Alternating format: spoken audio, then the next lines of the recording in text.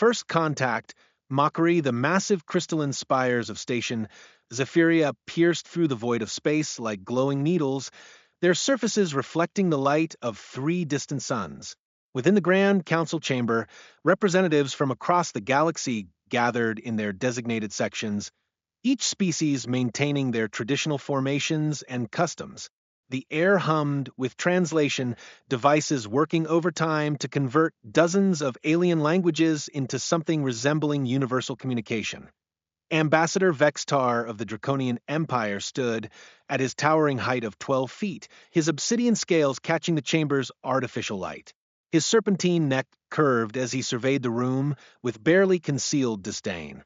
The Draconians had dominated galactic politics for over 3 millennia, their military prowess and technological superiority making them the de facto leaders of the Galactic Council.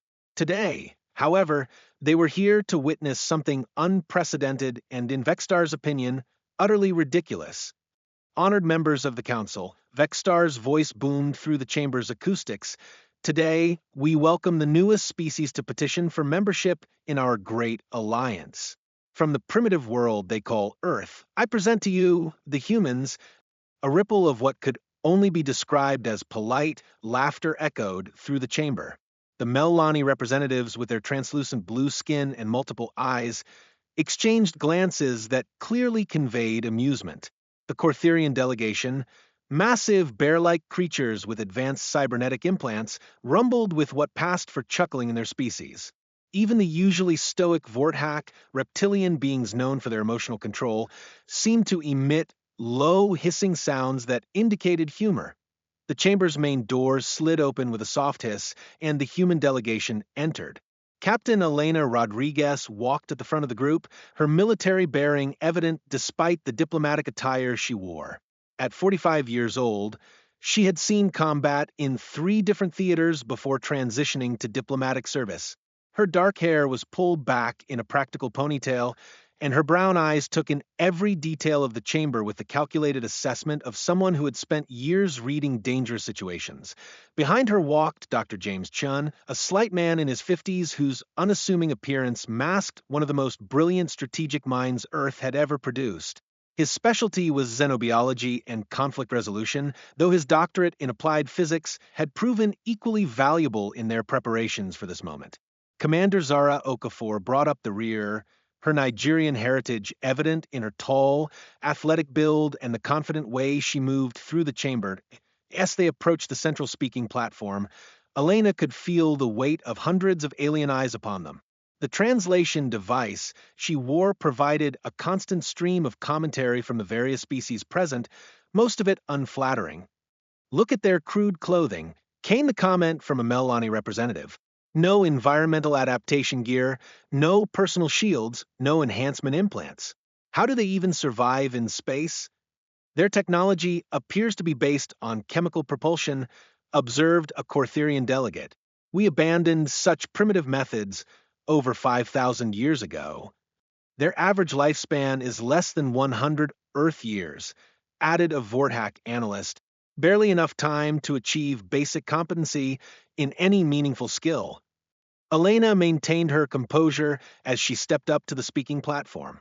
The holographic display activated automatically, showing Earth's location in the galaxy, its basic statistics, and what the Council had managed to gather about human civilization.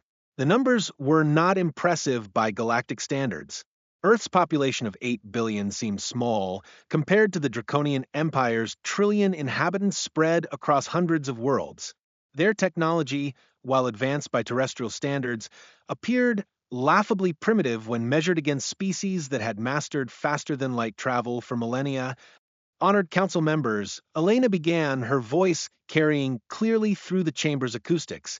"I am Captain Elena Rodriguez, representing the United Earth government.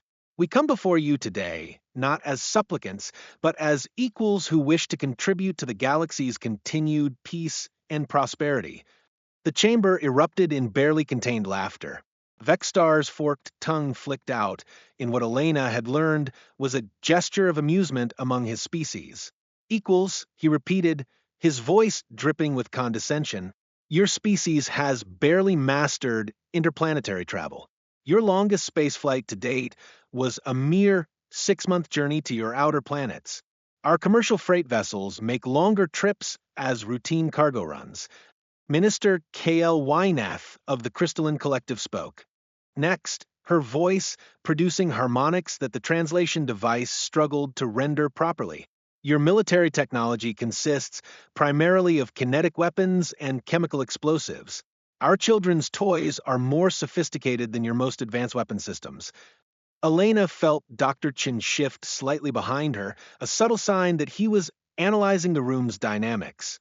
She had worked with him long enough to recognize his tells. Commander Okafor remained perfectly still, but Elena knew she was cataloging every exit, every potential threat, every weakness in the chamber's security systems. It was what good soldiers did, even in diplomatic settings. We do not claim to match your technological achievements, Elena replied calmly.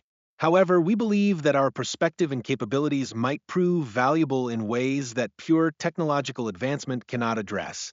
This statement was met with more laughter, though some of the council members seemed slightly puzzled by the human's confidence in the face of such overwhelming superiority. Vextar leaned forward, his massive frame casting a shadow over the speaking platform. Very well, humans. The council has discussed your application for membership. While we admire your enthusiasm, we cannot simply grant membership to every species that manages to achieve rudimentary space travel. You must prove your worth. Elena nodded. We understand. What would you have us do? The Draconian ambassador's eyes glittered with what Elena suspected was malicious amusement. For the past 50 years, the Council has been unable to resolve a conflict on the planet Karath. Two native species, the Vorthak and the Mellani, have been engaged in a territorial dispute that has defied every diplomatic solution we have attempted. Our most advanced peacekeeping forces have been unable to establish lasting peace. He paused, clearly relishing the moment.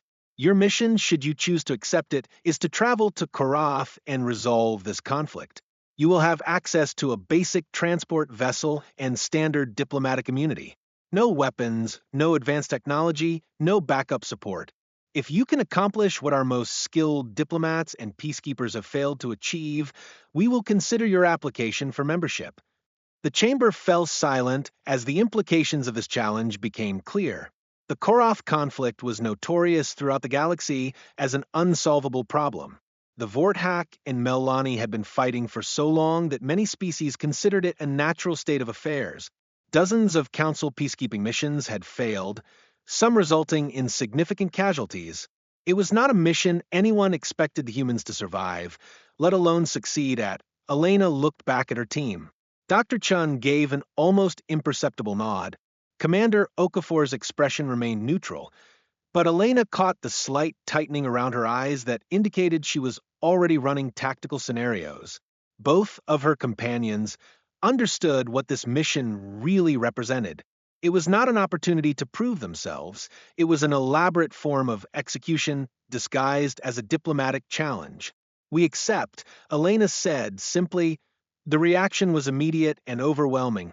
The chamber erupted in excited chatter as representatives from various species began placing bets on how long the human team would survive. The Draconians seemed particularly amused, with several of them making what Elena suspected were rather crude jokes about human fragility. Vextar raised one massive clawed hand for silence. Excellent. You will depart within the next solar cycle. The Council will provide you with basic briefing materials and transportation to Karath. Beyond that, you are on your own. As the formal session concluded and the various delegations began to disperse, Elena noticed that not all of the council members seemed pleased with the decision. A few of the smaller species representatives appeared concerned, though they were careful not to voice their objections openly. The Draconian Empire's influence was too strong for direct confrontation. Later, in the modest quarters assigned to the human delegation, Elena sat with her team to review the mission briefing. The holographic display showed Karath as a desert world with scattered oases and ancient ruins. The Vorthak inhabited the northern territories, while the Mellani had claimed the southern regions. Between them lay a vast expanse of disputed territory that neither species could occupy peacefully. The conflict appears to be resource-based, Dr. Chin observed, studying the geological surveys. Both species need access to the central water reserves, but their territorial instincts prevent them from sharing. 43 separate peacekeeping missions have failed over the past 50 years, Commander Okafor noted, scrolling through the military reports. The most recent attempt resulted in the loss of an entire Cortherian battle group. These aren't primitive tribes we're dealing with. Both species have advanced technology and military capabilities. Elena studied the star charts, noting Karatha's position relative to major shipping lanes. What strikes me is the location. This planet sits on one of the most important trade routes in this sector. The Council needs this conflict resolved not just for humanitarian reasons, but for economic ones. Which makes it all the more puzzling that they've been unable to solve it, Dr. Chen added. With their resources and technology, they should have been able to force a resolution decades ago. Unless they haven't been trying to solve it, Elena mused. What if the conflict serves someone's interests? The team spent the next several hours reviewing every piece of available data, looking for patterns and inconsistencies that might provide insight into the true nature of the Karath situation. As they worked, Elena found herself thinking about the mockery they had endured in the council chamber. The alien representatives had dismissed humanity as primitive and weak, unworthy of serious consideration. In their arrogance, they had made the same mistake that countless opponents had made throughout human history. They had underestimated the power of being underestimated. Shadows on Karath, the transport vessel that delivered the human team to Karath, was a utilitarian craft designed for efficiency rather than comfort. As they descended through the planet's atmosphere, Elena studied the landscape below through the viewports. The desert world stretched endlessly in all directions, broken only by the occasional oasis and the geometric patterns of ancient ruins that dotted the surface like scattered puzzle pieces. Atmospheric composition is compatible with human physiology, Dr. Chen reported, checking his instruments. Temperature ranges are extreme, but manageable. The bigger concern is the radiation levels near the ancient structures. Commander Okafor was already analyzing the tactical situation. Both species have established fortified positions along the territorial boundaries. From what I can see, they're using the ancient ruins as defensive positions. That's actually clever from a military standpoint. Elena nodded, her mind already working through the implications. The briefing materials mentioned that the ruins are from a precursor civilization. How much do we know about them? Very little. Dr. Chin admitted the archaeological surveys were inconclusive. The technology appears to be significantly more advanced than anything either current species possesses, but most of it is inactive or damaged beyond repair. As their transport touched down at the designated landing site, Elena felt the familiar weight of responsibility settling on her shoulders. This was not her first impossible mission, though it was certainly her first interplanetary one. During her military career, she had been sent to resolve conflicts that other commanders had deemed unsolvable. The key, she had learned, was to look beyond the obvious and find the hidden factors that everyone else had missed. The landing site was a neutral zone established by previous peacekeeping missions, located roughly halfway between the Vorthak and Melani territories. As the human team disembarked, they were met by a small automated beacon that provided basic communication equipment and emergency supplies. The silence that greeted them was profound, broken only by the whisper of wind across the desert sands. No, welcoming committee, Commander Okafor observed, her hand instinctively moving to where her sidearm would normally be holstered. The council had been explicit about the prohibition on weapons. That's probably for the best, Elena replied. Let's set up our base camp and begin reconnaissance. Over the next several days, the human team established their operational patterns. Unlike the previous peacekeeping missions, which had announced their presence with great fanfare and demanded immediate meetings with both species leadership, Elena chose a more subtle approach. The humans moved quietly through the desert, observing the conflict from a distance and gathering intelligence without making direct contact, the Doctor. Chun proved invaluable in this phase of the mission. His scientific background allowed him to analyze the environmental factors that previous missions had overlooked. The water table is more complex than the initial surveys indicated, he reported during one of their evening briefings. The underground aquifers connect in ways that neither species fully understands. Commander Okafor had been conducting her own surveillance, using techniques learned from years of military intelligence gathering. Both species have patrol patterns that follow predictable routes. They're not actively hunting each other, but they're maintaining strict territorial boundaries. The interesting thing is that there are certain areas that neither species enters. Elena had been studying the ancient ruins, noting their distribution and apparent purpose. I think we're missing something fundamental about this conflict. The briefing materials focused on the territorial dispute, but what if that's not the real issue? As they continued their observations, a pattern began to emerge. The areas that neither species would enter corresponded to specific types of ancient structures. Dr. Chen's analysis revealed that these structures were generating low-level energy signatures that were barely detectable with their equipment. It's possible that these ruins are still partially active, he suggested. The energy signatures are consistent with some kind of automated defense system. Elena felt a chill of understanding. What if the conflict isn't really between the Vorthak and Melani? What if they're both being prevented from accessing the resources they need by something else entirely? The breakthrough came on their 10th day on the planet. While conducting a routine survey of one of the forbidden zones, Dr. Chun detected a significant spike in the energy readings. The ancient structure they were approaching appeared to be responding to their presence, its crystalline surfaces beginning to emit a faint blue glow. I'm reading multiple activation sequences, Dr. Chin reported, his voice tight with excitement and concern.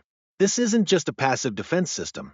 It's actively monitoring and responding to intrusions. Commander Okafor immediately shifted into tactical mode. We need to withdraw and reassess. If this thing is an active defense system, we could be walking into a trap. But Elena was already moving forward, her mind racing through the implications. No, wait. Look at the activation pattern. It's not targeting us.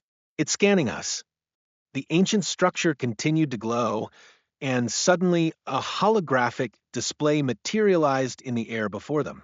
The imagery was alien but somehow comprehensible, showing the planet's surface as it had been millennia ago. The desert had once been a lush world with vast oceans and flourishing civilizations. It's a historical record, Dr. Chin breathed. The precursor civilization documented their own decline. As they watched, the hologram showed the gradual transformation of the planet.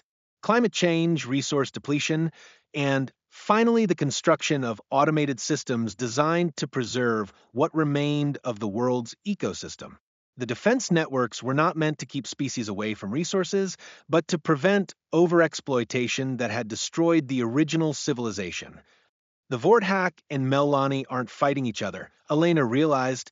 They're both trying to access resources that are being rationed by an automated system that's been operating for thousands of years.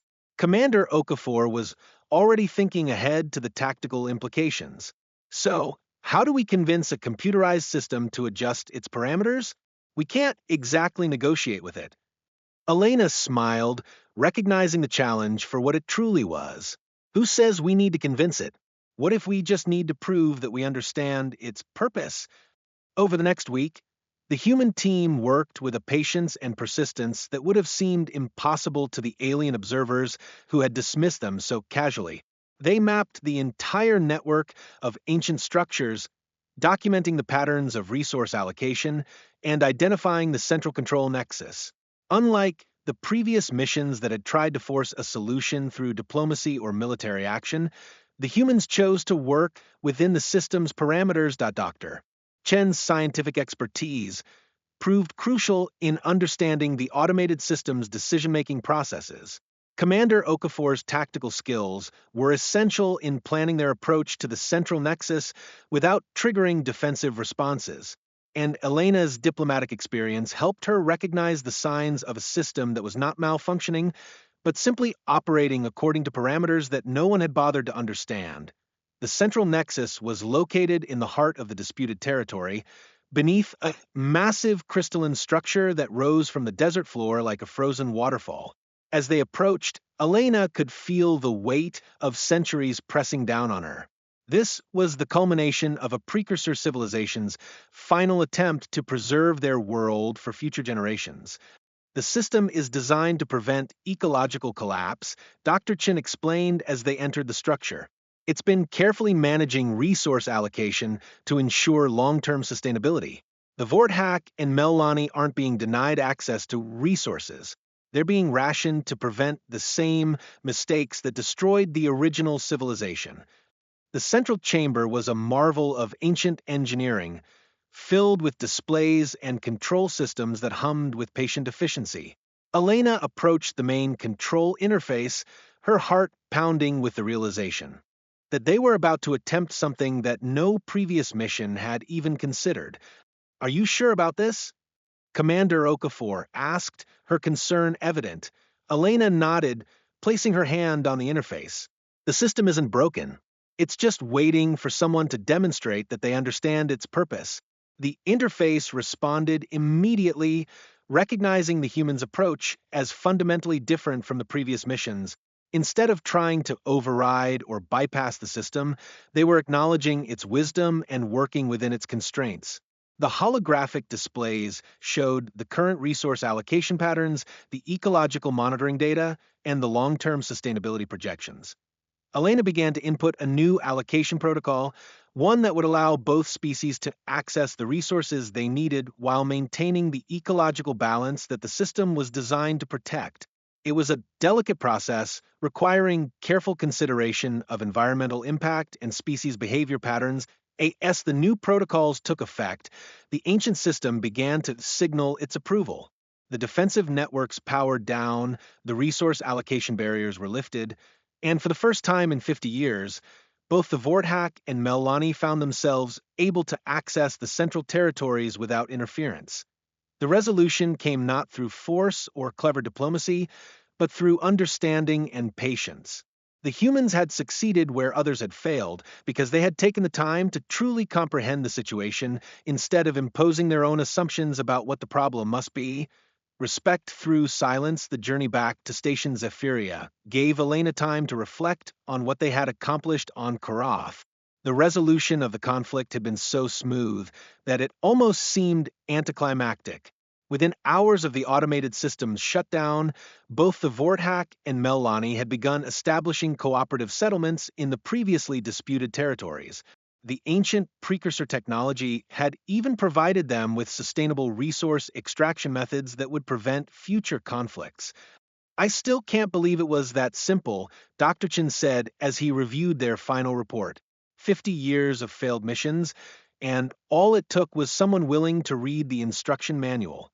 Commander Okafor chuckled, a rare display of humor from the normally serious military officer.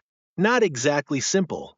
It took us 3 weeks to even figure out what the real problem was. The previous missions spent years trying to solve the wrong puzzle." Elena nodded, but her mind was already moving ahead to the challenges that awaited them back at the council. The success on Korath was undeniable, but she knew that the alien representatives would find ways to minimize their achievement. The galaxy's power structures were not easily altered, and humanity's success threatened the established order in ways that the council members were only beginning to understand. As their transport docked with Station Zephyria, Elena noticed that the reception was markedly different from their departure. Instead of the casual dismissal they had experienced before, the docking procedures were handled with careful efficiency. The station's automated systems provided them with priority routing to the council chambers, and their quarters had been upgraded to a level of accommodation usually reserved for senior diplomatic missions. Word of their success had clearly preceded them. The council chamber was packed when they arrived for the formal debriefing. Representatives from species that had barely acknowledged their existence during the initial hearing were now present, their attention focused intently on the human delegation. The atmosphere was charged with a mixture of curiosity, skepticism, and something that Elena recognized as carefully controlled alarm. Ambassador Vextar stood at his usual position, but his posture was noticeably different. The casual arrogance that had characterized his previous interactions with the humans had been replaced by a more guarded stance. His serpentine eyes tracked Elena's movement as she approached the speaking platform with the same intensity he might have shown a potential threat. The Council recognizes Captain Rodriguez of the human delegation, Vextar announced, his voice carrying none of the condescension that had marked their previous encounter. You have returned from Karath. We are interested to hear your report. Elena stepped up to the platform, noting the subtle changes in the chamber's dynamics. The various species representatives were no longer exchanging amused glances or making disparaging comments. Instead, they watched her with the focused attention of predators assessing a rival. Honored council members, Elena began, her voice carrying clearly through the chamber's acoustics. I am pleased to report that the conflict on Karath has been resolved. Both the Vorthak and Melani species are now cooperating in the sustainable development of their shared world. The chamber erupted in surprised murmurs and exclamations. Several representatives activated their communication devices, presumably to verify the report with their own intelligence networks. The speed of their response confirmed Elena's suspicion that the Council had been monitoring the situation on Karath much more closely than they had initially indicated. Minister Kale Wyneth of the Crystalline Collective was the first to speak, her harmonic voice carrying undertones of disbelief. You claim to have resolved a conflict that has persisted for 50 years? How is this possible? Dr. Chin stepped forward, his scientific demeanor perfectly suited to the technical explanation that followed. The conflict was not actually between the Vorthak and Melani species. Both populations were being restricted by an automated resource management system left behind by the planet's precursor civilization. The system was designed to prevent ecological collapse, but its parameters had not been updated to account for the current species' actual needs. And you simply adjusted these parameters? Asked a Cortherian representative, his cybernetic implants glowing with increased activity as he processed the information. We worked within the system's existing protocols, Elena replied carefully. The precursor civilization had built safeguards into their technology that allowed for sustainable resource allocation. We simply demonstrated that we understood the system's purpose and could work cooperatively with its constraints. The chamber fell silent as the implications of this explanation sank in. The humans had succeeded not by overwhelming the problem with superior technology or military force, but by taking the time to understand the situation and work within existing parameters. It was an approach that none of the previous missions had attempted. Vextar's forked tongue flicked out in what Elena now recognized as a gesture of deep thought rather than amusement. You are telling us that in 50 years of Council intervention, no one thought to investigate the possibility that the conflict had external causes. With respect, Ambassador, Elena replied, the previous missions appear to have focused on mediating between the two species rather than investigating the underlying causes of their territorial restrictions. It was a natural assumption given the surface evidence. Commander Okafor added, the key was recognizing that both species were exhibiting behavior patterns consistent with external constraint rather than internal aggression. Once we identified that pattern, the investigation became a matter of finding the constraint's source. A new voice spoke from the gallery, belonging to a representative of the Ethereal Collective, a species known for their advanced philosophical and analytical capabilities. This approach suggests a fundamentally different methodology than our standard diplomatic and military procedures. You prioritized observation and analysis over direct intervention.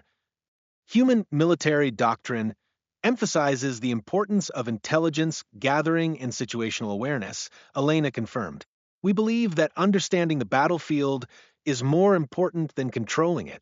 The philosophical implications of this statement were not lost on the Council members. The dominant species in the galaxy had achieved their positions through superior technology and overwhelming force. The concept of winning through understanding rather than domination was alien to their experience. As the formal debriefing continued, Elena noticed that the questions were becoming more probing and analytical. The council members were no longer asking about the specifics of the Koroth resolution. Instead, they were trying to understand the thinking processes that had led to the human success. Your species appears to have an unusual tolerance for uncertainty, observed a Vorthack delegate. Most of our peacekeeping protocols require immediate action and decisive intervention. You spent weeks in observation before taking any direct action.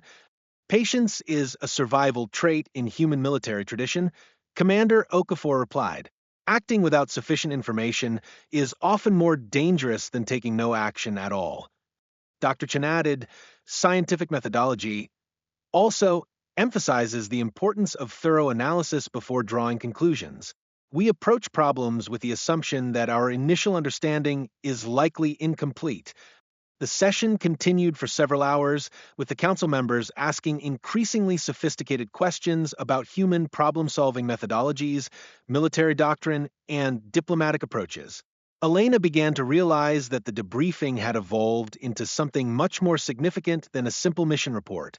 The aliens were conducting a comprehensive assessment of human capabilities and thought processes.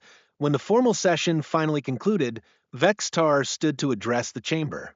The council will deliberate on the implications of this mission.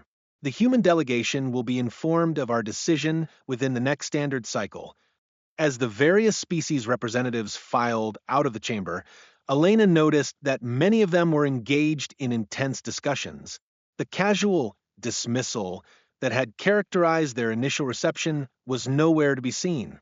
Instead, she sensed a mixture of respect, concern, and calculation that indicated the humans had fundamentally altered their position in the galactic hierarchy.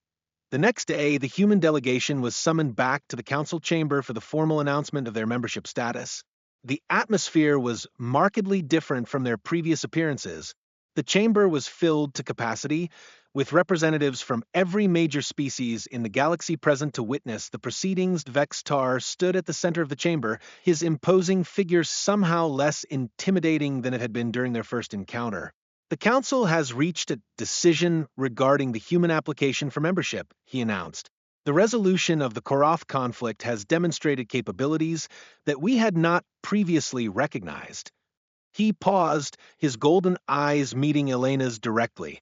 The United Earth Government is hereby granted full membership in the Galactic Council with all the rights and responsibilities that such membership entails. The chamber erupted in applause, though Elena noticed that the enthusiasm varied significantly among the different species. Some, like the smaller independent worlds, seemed genuinely pleased by the decision. Others, particularly the major powers, appeared to be calculating the implications of humanity's new status.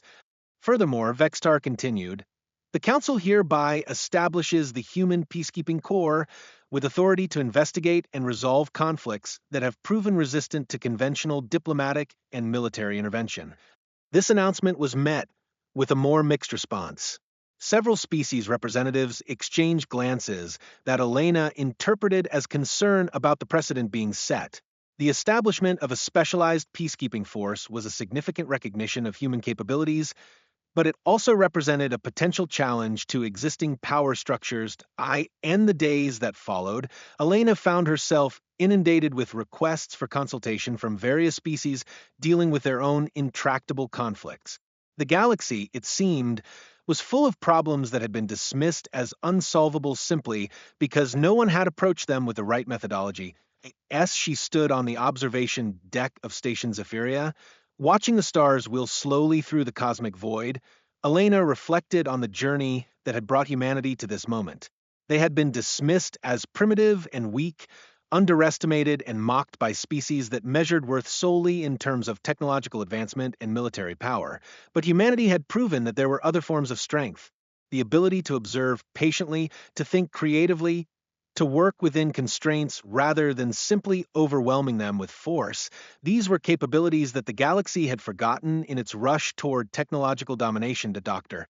Chun joined her at the observation deck, his scientific instruments forgotten, for once as he contemplated the view.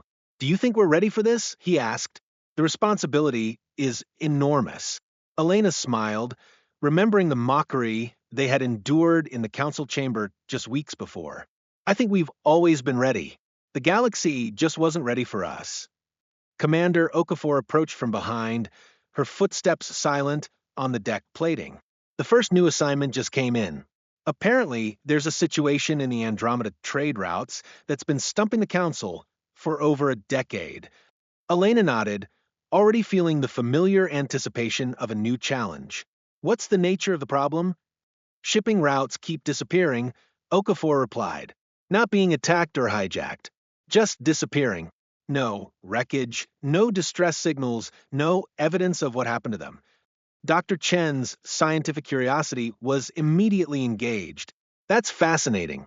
Have they considered the possibility that the ships aren't being destroyed but redirected?" Elena grinned, recognizing the same pattern of thinking that had led to their success on Karath. "That's exactly the kind of assumption we need to question. When do we leave?" As they prepared for their next mission, Elena knew that humanity had found its place in the galaxy, not as conquerors or masters, but as the species that could see solutions where others saw only problems. They had proven that sometimes the greatest strength came not from advanced technology or overwhelming force, but from the simple willingness to observe, understand, and work within the constraints of any given situation. The galaxy had mocked human precision until one Earth team had changed everything. Now, they were about to discover that human ingenuity was just getting started.